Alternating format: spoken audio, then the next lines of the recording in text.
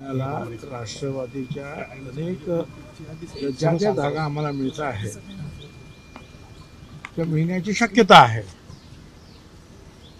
या संदर्भामध्ये तिथल्या आपल्या कार्यकर्त्यांचा काय मत आहे, लढण्याची कितपत तयारी आहे, जिंकण्याची कितपत आशा आहे, या संदर्भातली चर्चा जी आहे त्या ठिकाणी होणार आहे। ती फक्त काय नाशिक लोकसभेची नाही, अनेक इतर सुद्धा पुण्याच्या इकडच्या तिकडच्या जिथे जिथे आम्हाला मिळण्याची शक्यता आहे जागा, आणि त्यासाठी सगळ्या कार्यकर्त्यांना बोलवलेलं आहे।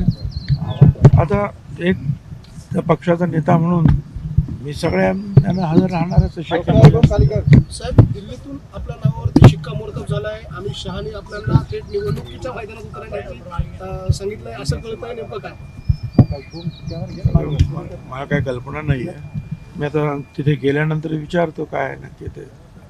मी काही दिल्लीला गेलेलो नव्हतो ना, तर मला काही कल्पना नाही आहे। तर जिथे दिल्लीला जे गेले होते त्यांच्याकडे मी विचारेन बघ काय नक्की काय आहे ते।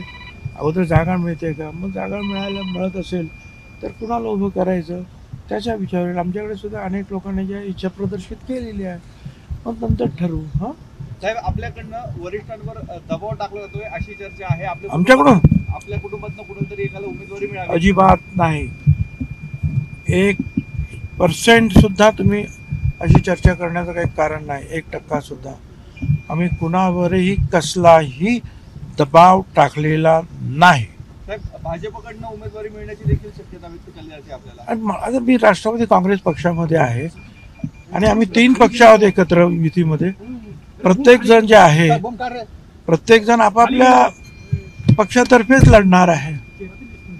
प्रश्न येतो कुठे पक्ष बदलण्याचा, म्हणजे पक्ष बदलण्याचा प्रश्न येत नाही।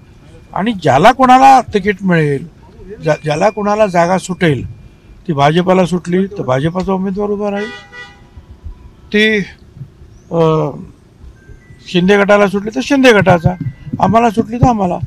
ज्या गटाला सुटेल आणि ज्या गटाचा उमेदवार असेल त्याला आम्ही 100% निवडून आणण्याचा प्रयत्न करणार। एबीपी माझा, उघडा डोळे बघा नीट।